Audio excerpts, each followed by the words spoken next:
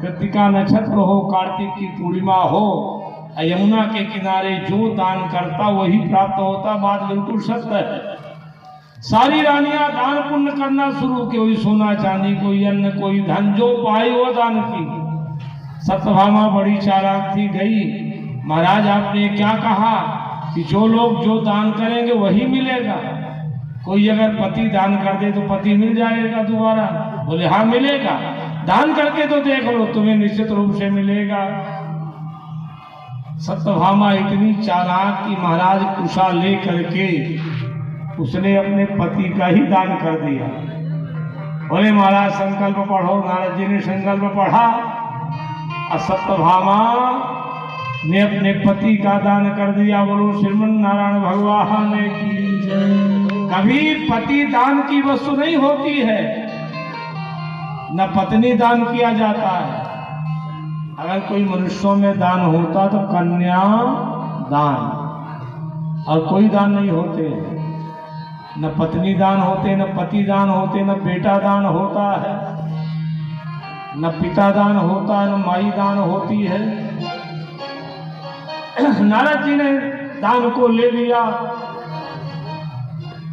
और सीधे गए कृष्ण के पास। कृष्ण अब हवेली से बाहर निकलो। भगवान कृष्ण आ गए। बोले ले मेरी झोली, अब मेरा तमूड़ा ले, अब चल मेरे पीछे पीछे। बोले क्यों नारद जी? अरे बोले तुम दान हो, दान की वस्तु बन चुके हो। तुम्हारी रानी ने मुझे दान दे दिया है, इसलिए मेरा अधिकार, दान मैं ले लिया तो मेरा अधिकार हो गया।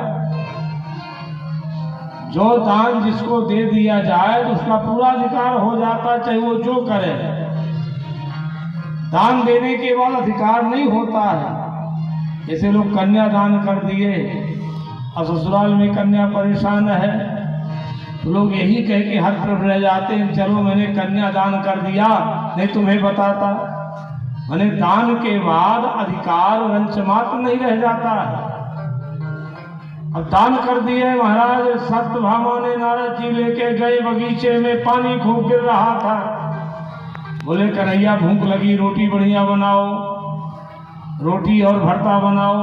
भगवान कृष्ण ने बड़ी मुश्किल से धुआं को बढ़ते देख करके 3 रोटी बनाई। और 3 रोटी नारद जी बैठे, तीनों खा गए। कृष्ण को एक दाना नहीं। तो कृष्ण ने कहा मेरे लिए? बोले तुम्हारे लिए कुछ नहीं कृष्णदास, तुम मेरे दास बन गए हो, जो मिले तो खाना, नहीं मिले मत खाना। चलो मेरा पैर दबाओ, मैं थक गया हूं। अब भगवान लगे पैर दबाने, पैर दबा रहे हैं। सारी रानियां चारों तरफ से घेरे हुई है, देख रही दशाएं। सब कह रही महाराज छोड़ दो। बोले कैसे छोड़ दे? दान की वस्तु है, मैंने दान में इसे लिया है, कैसे छोड़ दूं? खूब नारद जी घुमाए महाराज, झोली पकड़ाए हुए, भोजन बनवाते, रात भर पैर मिलवाते, दबाते। भगवान परेशान। और रानियों ने कहा महाराज हम लोग क्या करें कि अब हमें कृष्ण को वापस कर दो। तो भगवान नारद जी ने कहा फिर एक काम करो, तुम कृष्ण के बराबर हमें संपत्ति का दान करो, हम कृष्ण को वापस कर देंगे।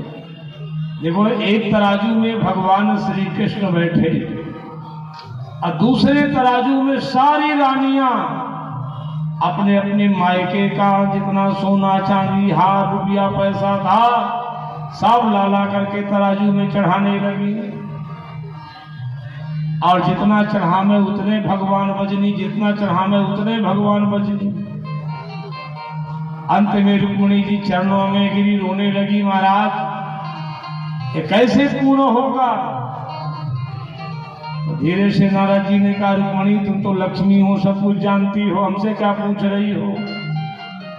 रुक्मिणी जी समझ गई भगवान किससे नहीं तोले जा सकते हैं। रुक्मिणी जी दौड़ते दौड़ते गई तो तुलसी दल लेकर के आई।